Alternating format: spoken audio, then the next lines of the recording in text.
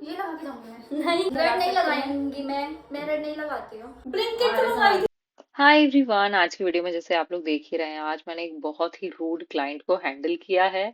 जिनको मुझ पे बिल्कुल भी ट्रस्ट नहीं था, उनको सब कुछ अपने हिसाब से चाहिए था। और मेकअप करवाने का एक नियम है कि आपको मेकअप आर्टिस्ट पे चाहे कुछ भी हो जाए ब्लाइंड ट्रस्ट करना ही पड़ता है, वरना आपका मेकअप बिल्कुल भी नहीं हो सकता है।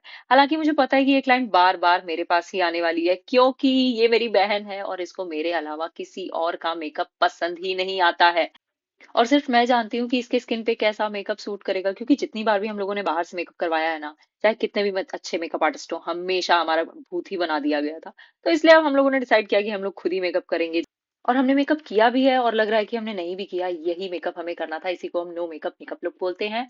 और हमने, आप देख सकते हैं यहाँ पे, हमने कोई लाइट यूज नहीं करी है, कोई रिंग लाइट नहीं है, कोई सनलाइट नहीं है, कोई भी फेक लाइट, कोई फिल्टर का यूज नहीं किया। हमारा पूरा रॉ स्किन रॉ मेकअप हमने दिखाया है।